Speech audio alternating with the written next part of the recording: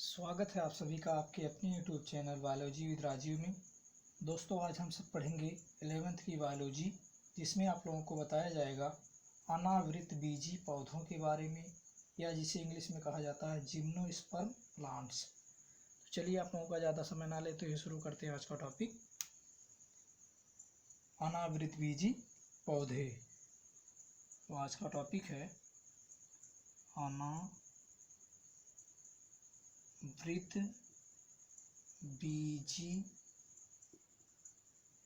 अनावृत बीजी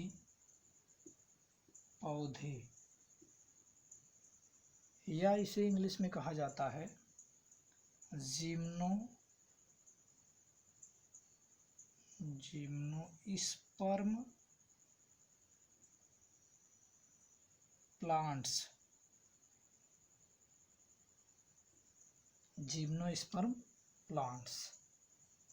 तो सबसे पहले जिम्नोस्पर्म के बारे में जान लेते हैं।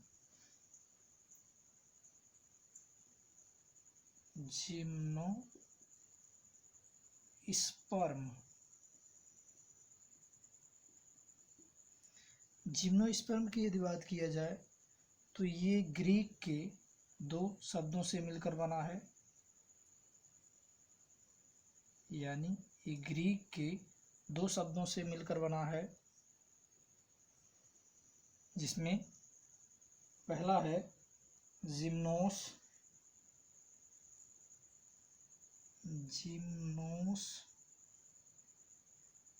और दूसरा है स्पर्मा।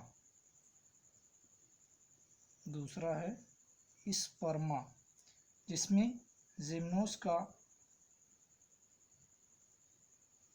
का अर्थ होता है नेक्ड, या इसे हिंदी में कहा जाता है नग्न, और स्पर्मा का अर्थ होता है सीड, या इसे हिंदी में कहा जाता है बीज। तो इस प्रकार कह सकते हैं कि जिम्नोस्पर्म के अंतर्गत यहाँ नेक्ड यानी नग्न और यहाँ स्पर्मा यानी सीड यानी बीज। तो यहाँ नग्न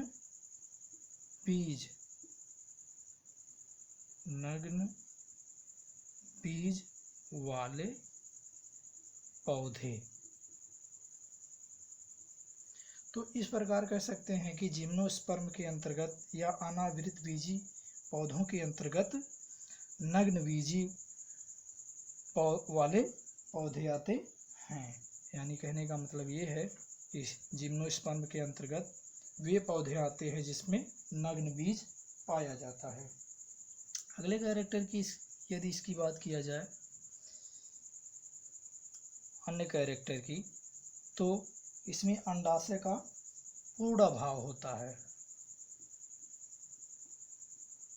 अंडाशय का पूर्ण अभाव। उसके बाद यदि अगले कैरेक्टर की बात किया जाए जिम्नोस्पर्म की, तो इसमें फल का निर्माण नहीं होता। फल का निर्माण नहीं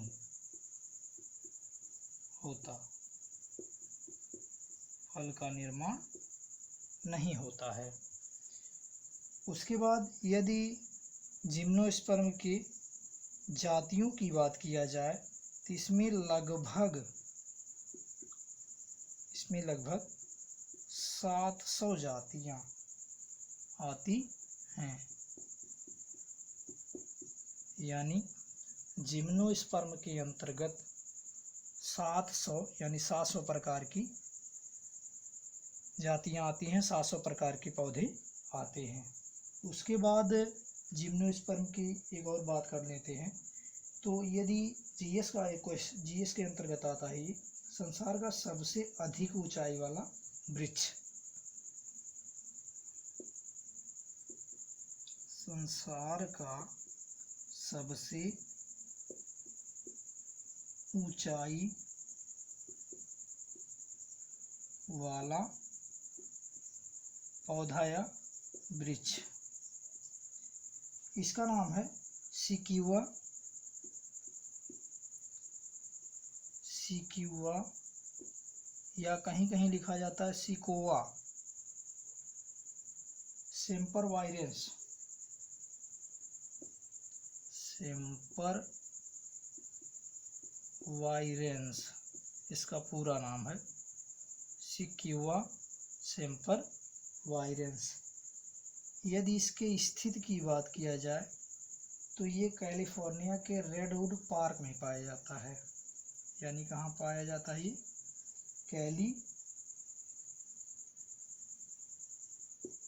कैलिफोर्निया के रेडवुड पार्क में पाया जाता है, जो संसार का सबसे ऊंचाई वाला वृक्ष है। वहीं अगर सबसे छोटे पौधे की बात किया जाए, सबसे छोटा पौधा तो यानी सबसे छोटा अनावृत बीजी पौधा, तो इसका नाम है ज़ैमिया पिग्मिया, ज़ैमिया पिग्मिया, ज़ैमिया पिग्मिया। ये सबसे छोटा जिम्नोस्पर्मेटिक प्लांट है और ये सबसे बड़ा। चलिए आगे बढ़ते हैं। इसके बाद आगे देखेंगे हम लोग कि अनावृत बीजी पौधे के प्रमुख लक्षण।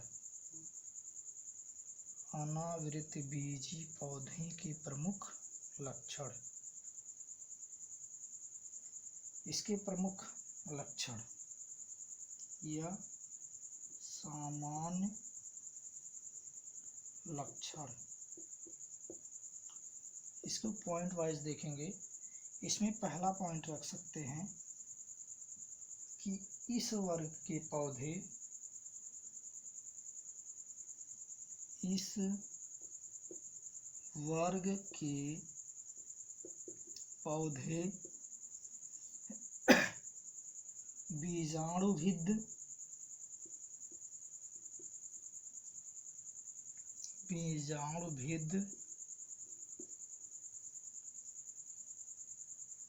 प्रायः बहुवर्षीय तथा काष्ठीय होते हैं। प्रायः बहुवर्षीय तथा काष्ठीय होते हैं।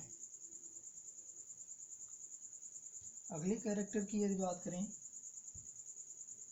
दूसरे की, तो दूसरे नंबर पे आता है ये पौधे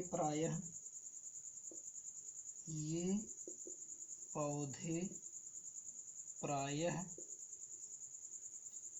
मरूदभिद स्वभाव के होते हैं। मरूदभिद स्वभाव के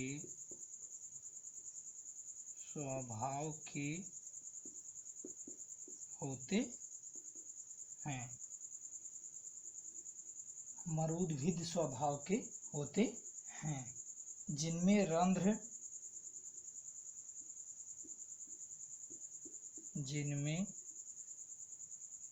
रंध्र या इसे स्टोमेटा कहा जाता है इंग्लिश में, पत्ती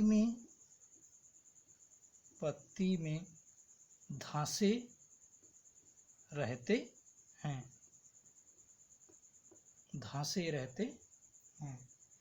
अगले कैरेक्टर की यदि बात करें तीसरे कैरेक्टर की, तो तीसरे पे आता है इनमें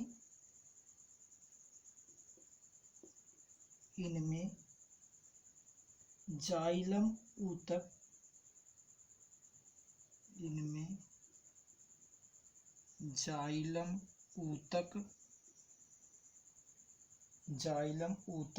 में वाहिनियों का अभाव होता है।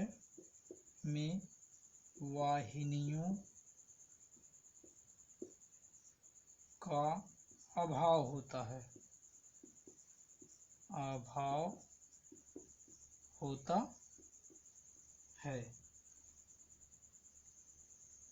यानी इसमें जाइलम की का जो ऊतक होता है उसमें जो वाहिनियाँ पाई जाती हैं उनका वो नहीं पाई जाती, यानी वो विलुप्त होती हैं।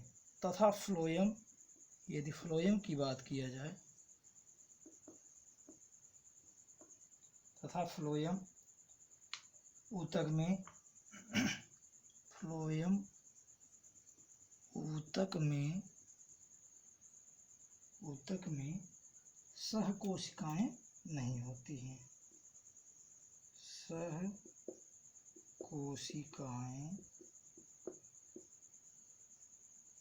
नहीं होती हैं,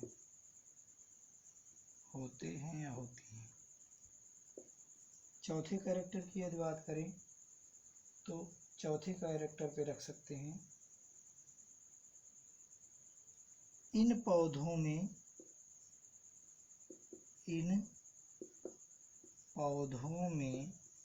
जननांग प्रायः एकलिंगी होते हैं, जननांग प्रायः एकलिंगी होते हैं। अगले कैरेक्टर की बात करें यदि पांचवें की, तो पांचवें पे रख सकते हैं बीजांड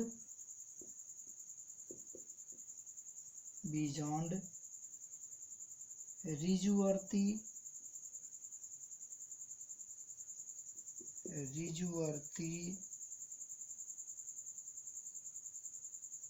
तथा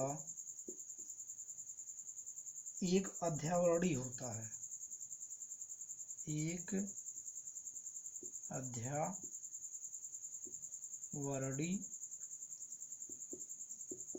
होता है। उसके बाद अगले कैरेक्टर की बात करें सिक्स्थ की, तो इसमें परागण जो होता है वो, यानी परागण की क्रिया वायु द्वारा होती है, वायु द्वारा होती है। अगले कैरेक्टर की यदि बात करें सातवें पे, तो सातवें पे रख सकते हैं कि भ्रूणपोष अगुणित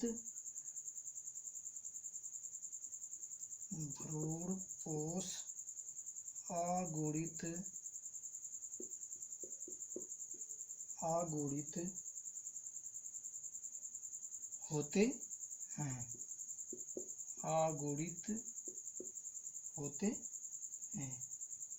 अगले कैरेक्टर की यदि बात करें आठवें की, तो इनमें दोहरा निषेचन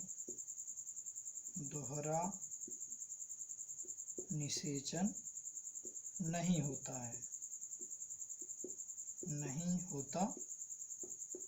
है, आदि इसके सामान्य लक्षण हैं।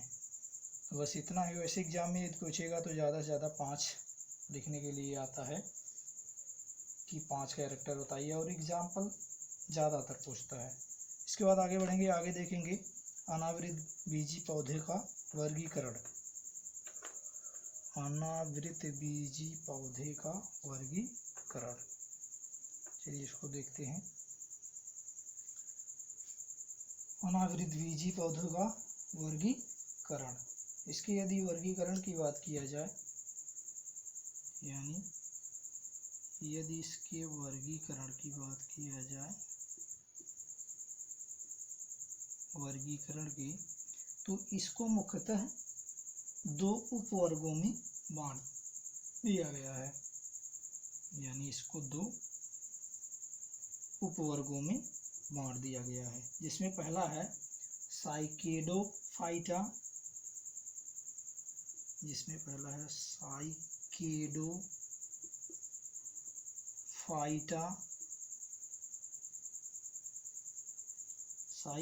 साइकेडोफाइटा और दूसरा है कोनीफेरोफाइटा। दूसरा है कोनीफेरोफाइटा।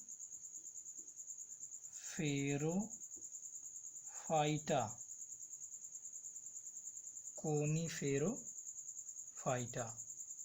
ये अनावृत बीजी पौधों के दो उपवर्ग हैं। इन उपवर्गों को मुख्यतः विभिन्न ऑर्डर में यानी गण में डिवाइड किया गया है। तो इस यदि साइकेडोफाइटा की बात करें तो इसको मुख्यतः 3 गण में डिवाइड किया गया है। 3 गण में इसको डिवाइड किया गया है, जिसमें पहला है साइकेडोफिलेकेल्स। साइकेडोफिलिकेल्स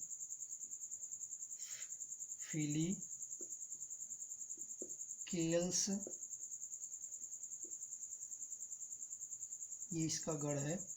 उसके बाद दूसरे की यदि बात करें, दूसरे गण की दूसरा गण है वैनिटाइलेटेल्स। वैनिटाइटेल्स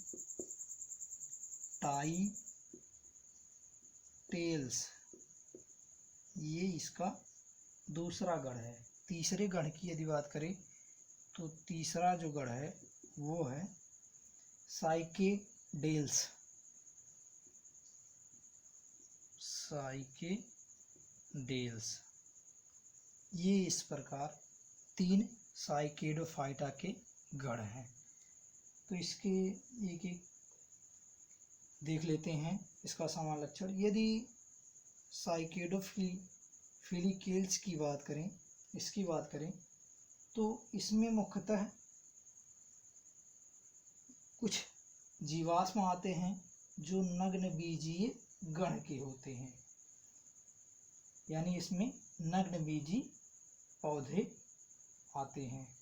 उदाहरण के तौर पे यदि इसमें देखा जाए तो इसमें मुख्यतः आते हैं बीज फर्न और मेडुलोसा, यानी इसके अंतर्गत मुख्यतः बीज फर्न या इसे फर्न ही कहा जाता है और मेडुलोसा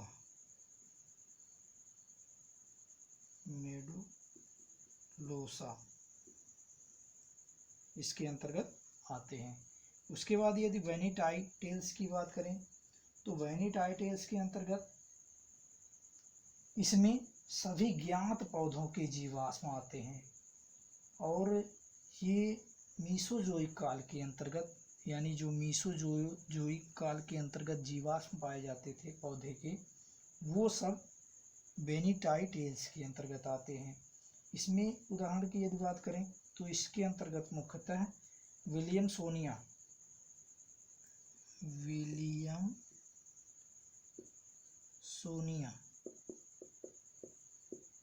यही एक प्रकार का पौधा है जो वैनिटाइटेल्स के अंतर्गत आता है, यानी यह मीसोजोइक काल के जीवाश्म हैं।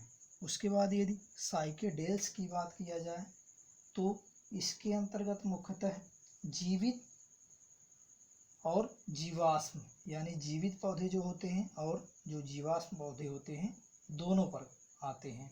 और ये मीसोजोइक काल से लेकर के आधुनिक काल तक के जितने भी जीवित पौधे हैं वो इसके अंतर्गत आते हैं। इसमें यदि उदाहरण की बात करें तो इसमें मुख्यतः आता है साइकस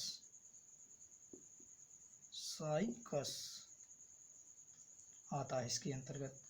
उसके बाद यदि कोनीफेरोफाइटा की बात करें तो इसको मुख्यतः 4 गण में डिवाइड किया गया है, यानी इसको 4 गण में डिवाइड किया गया है जो इस प्रकार हैं। जैसे नंबर एक है कोर्डेटेल्स।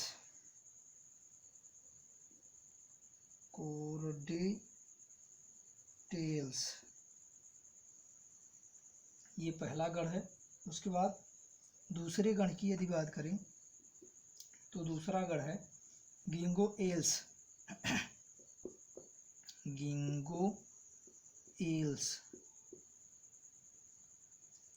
तीसरे गण की यदि बात करें तो तीसरा जो गण है कॉनिफेरेल्स,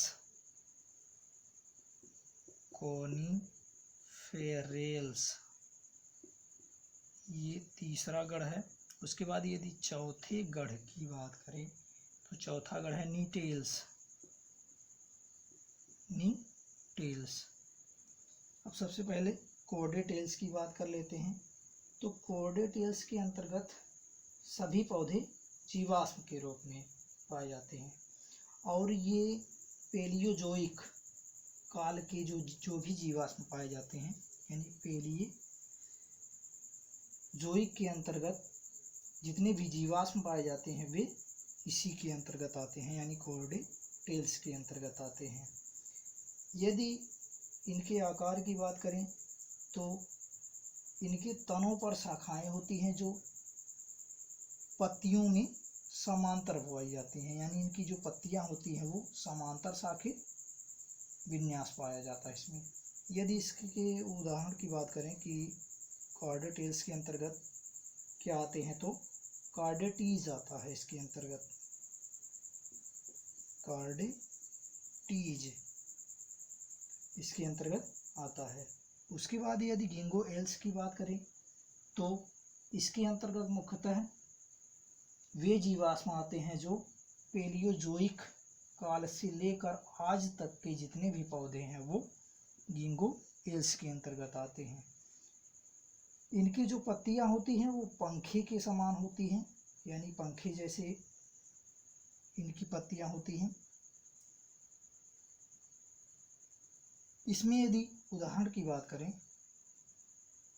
तो उदाहरण के रूप में इसमें आता है गिंगो बाइलोबा,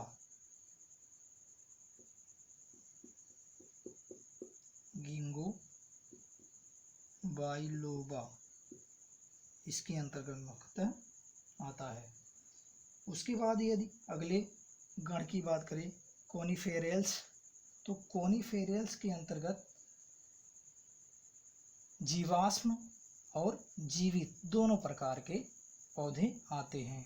और ये कॉनिफेरेल्स की यदि बात करें तो ये अनावृत बीजी का सबसे बड़ा गण है। इसमें यदि उदाहरण की बात करें तो इसके अंतर्गत मुख्यतः पाइनस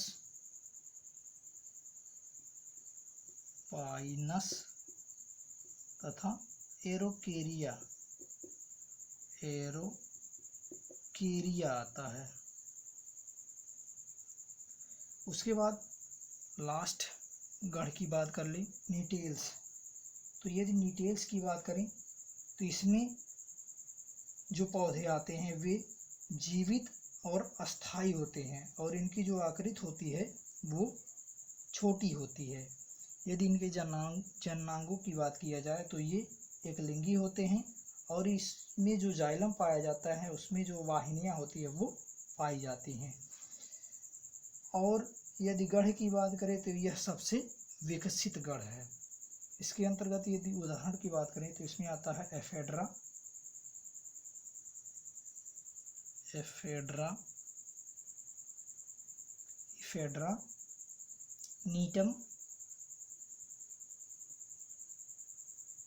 नीटम आदि।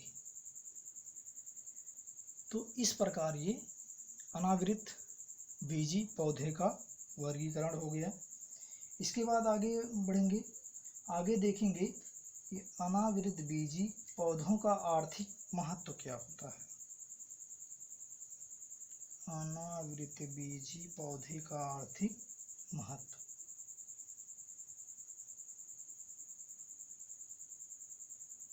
अनावृत बीजी पौधे का आर्थिक महत्व।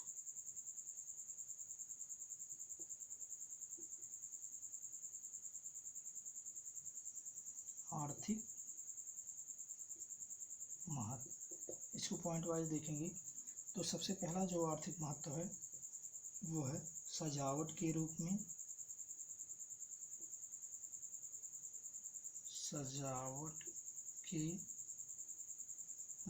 में, इसके अंतर्गत मुख्यतः यदि अनावृत बीजी पौधों की बात किया जाए तो